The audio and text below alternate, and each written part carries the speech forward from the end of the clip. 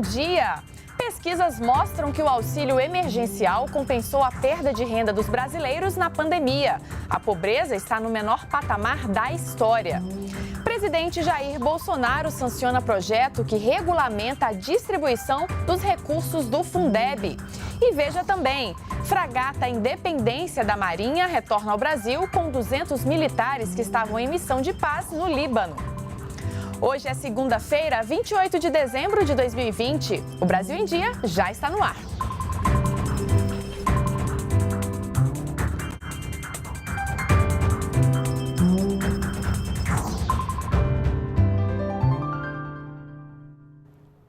São 8 horas da manhã e nós estamos ao vivo também pelas redes sociais. Pesquisas recentes apontam que o auxílio emergencial foi capaz de compensar boa parte da perda da renda das famílias brasileiras por conta da pandemia. Um desses estudos, realizado pela Fundação Getúlio Vargas com dados do IBGE, concluiu que a pobreza no Brasil está no menor patamar da história. Estudar em casa. Hoje isso virou rotina para os filhos da Maria José. Ela, que mora no município de Cubati, na Paraíba, conta que foi difícil se adaptar à nova realidade. Sem trabalhar, Maria usou o auxílio emergencial para contratar internet e ajudar no estudo das crianças. Eu ia pegar o material no colégio, não tinha como eles estudar. O que foi que eu fiz? A primeira coisa que eu pensei foi em colocar a internet para eles poderem ter um estudo melhor. O dinheiro do benefício também serviu para as despesas básicas da família. Por 9 meses, o auxílio emergencial foi a única renda da casa. Com esse auxílio, sem ele, seria muito difícil. De acordo com dados do IPEA, o benefício teve um papel importante na compensação da renda perdida. E o impacto foi maior entre os domicílios de baixa renda. Em maio, quase um terço dos domicílios não tinham nenhuma renda do trabalho. 6,5% deles sobreviveram apenas com auxílio emergencial, o que representa mais de 4,5 milhões de domicílios.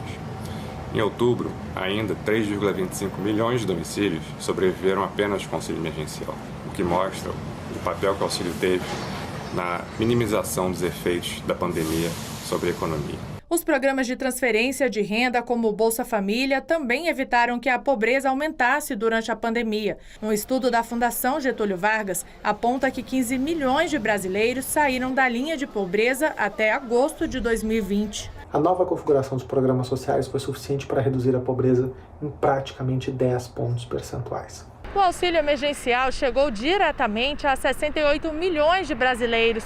De acordo com a área econômica, a agilidade do governo federal na proteção aos mais vulneráveis conseguiu reverter a situação de pobreza e de extrema pobreza no país e auxiliar na retomada do crescimento. Mais de 300 bilhões foram diretamente o auxílio emergencial, estendido aos invisíveis, os 38 milhões de brasileiros que viviam do dia a dia, tinham ganhado sua vida do dia a dia e com distanciamento social ficaram impossibilitados de ganhar o seu ganha-pão. De olho na proteção dos idosos durante a pandemia, até o dia 31 de janeiro, aposentados e pensionistas do INSS não precisam fazer a prova de vida.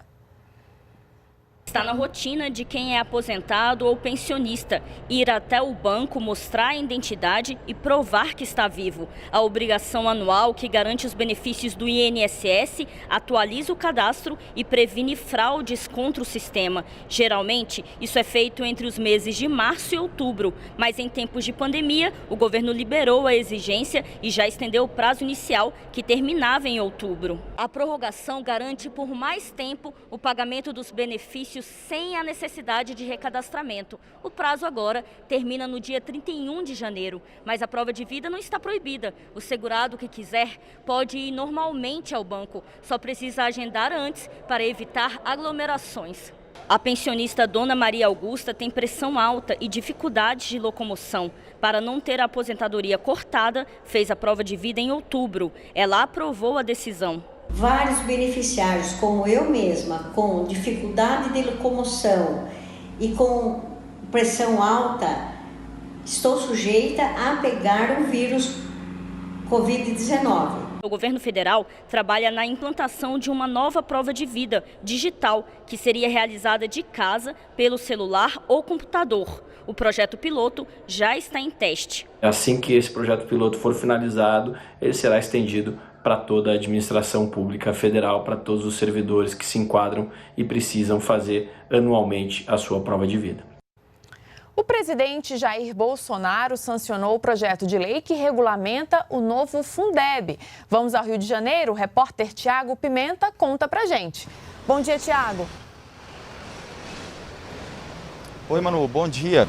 Não houve nenhum veto na sanção do presidente Bolsonaro, que regulamentou o novo Fundo de Manutenção e Desenvolvimento da Educação Básica e de Valorização dos Profissionais da Educação. Com esse ato, o Fundeb se torna permanente a partir do ano que vem. O texto regulamenta como deve ser o repasse de recursos para a educação infantil, para o ensino fundamental e também para o ensino médio das redes públicas de educação. A nova norma aumenta a participação do governo federal na educação básica, de 10% para 23%. Esse aumento vai ser implementado de maneira escalonada. E uma portaria publicada hoje no Diário Oficial da União autoriza o Fundo Nacional de Desenvolvimento da Educação a transferir recursos financeiros a municípios ainda não contemplados pelo novo Fundeb para novas matrículas na educação infantil. Agora, Manu, falando sobre a agenda do presidente. Hoje, Bolsonaro viaja para Santos, no litoral paulista. Ele vai estar no jogo beneficente Natal Sem Fome logo mais às 4 da tarde, no estádio Vila Belmiro. Bolsonaro deve passar a virada de ano no Guarujá, também no litoral de São Paulo. É com você, Manu. Obrigada, Tiago. Em entrevista exclusiva para a TV Brasil, o ministro das Relações Exteriores, Ernesto Araújo, falou sobre a participação do presidente Jair Bolsonaro na cúpula do G20 e do BRICS. Ele também detalhou o andamento da política externa brasileira e do papel mundial do Brasil no enfrentamento à pandemia e no combate à fome. É importante que ali a gente coloque, então, o que o Brasil tem feito, qual é, claro, a nossa reação, a nossa preparação para o enfrentamento da pandemia propriamente na área da saúde, que muitas vezes é sujeita a desinformação e informações distorcidas, tanto aqui quanto lá fora, mas também na parte econômica, sempre enfatizando o esforço enorme que foi feito em função, sobretudo, das pessoas mais vulneráveis na nossa população, com o auxílio emergencial e outras medidas, portanto, mantendo a própria capacidade de demanda da economia e, individualmente, garantindo a própria sobrevivência digna de tantos dezenas de milhões de brasileiros. Isso é uma coisa que muitas vezes não se tem a noção aí fora. Então, quando um chefe de Estado, presidente, coloca isso tem um impacto muito grande. Segundo, colocando a nossa contribuição para o enfrentamento da crise. Então, claro, na parte da saúde, toda a questão de nossa participação aí em pesquisa de vacinas, por exemplo, mas também algo que a gente destaca muito, que o presidente destacou muito, na parte da nossa produção agrícola e agropecuária. Se o Brasil tivesse parado a economia nessa área também, teria produzido fome, não só no Brasil, mas ao redor do mundo. O Brasil hoje tem a capacidade, nosso agro tem a capacidade de alimentar mais de 1 bilhão de pessoas. E alimenta mais de 1 bilhão de pessoas com as nossas exportações. Portanto, isso houve, infelizmente, ao redor do mundo, com a pandemia, em outros países, em alguns países, um aumento dos índices de pobreza, de fome, mas o Brasil teria sido muito pior se o Brasil não tivesse dado essa contribuição através da manutenção da nossa capacidade produtiva no agro. Isso também é algo que nos fala muito, porque nessas reuniões geralmente se fala muito em abstrato, assim, a solidariedade, precisamos mais solidariedade diante da Covid. Então, na prática, o que isso significa? No caso do Brasil, solidariedade interna com auxílio emergencial, diante de 60 milhões, do drama de 60 ou mais milhões de brasileiros, de repente sem meios de viver, e que nós ajudamos, o governo federal. E solidariedade internacional, por exemplo, alimentando as pessoas, mantendo as nossas exportações agrícolas. E o Brasil tem um peso e quer ter cada vez mais um peso no cenário internacional, então queremos colocar as nossas visões. Acho que o Brasil enriqueceria o Conselho de Segurança como membro permanente. E também a relação entre, né, segurança e democracia. Nós achamos que todo o sistema internacional não pode ser indiferente à democracia e à liberdade. Ele tem que trabalhar permanentemente para que haja mais democracia e mais liberdade no mundo. Hoje você vê que nos debates internacionais pouco se fala, né, de democracia, de liberdade. O presidente Bolsonaro sempre fala de democracia, de liberdade nos seus grandes discursos internacionais, como você sabe. Então, isso é outra coisa que nós queremos levar a nossa voz nesse sentido, né? Levar o nosso sentimento de que precisa haver, que colocar o peso do Brasil em favor de um mundo mais seguro, mas também um mundo com mais liberdade, com mais democracia. Para assistir a reportagem completa, basta acessar youtube.com/tvbrasilgov ou ainda pelo TV Brasil Play. Militares das Forças Armadas apreenderam em Santarém, no Pará, um carregamento irregular de madeira. A apreensão foi feita em uma ação conjunta da Marinha e do Exército na foz do rio Arapiuns. As toras de madeira extraídas na região estavam sendo transportadas irregularmente em embarcações. A tropa das Forças Armadas ocupou ainda uma madeireira no município de Itaituba, com aproximadamente 42 mil metros cúbicos de madeiras que estavam prontas para serem transportadas.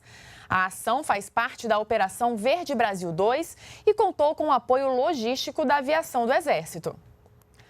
Das 12 missões de paz da ONU no mundo, 8 têm a presença das Forças Armadas brasileiras. E 200 militares que estavam em missão de paz no Líbano retornaram ao Brasil. A fragata Independência da Marinha Brasileira aportou no Rio de Janeiro neste sábado. Depois de 9 meses do outro lado do Atlântico, o retorno.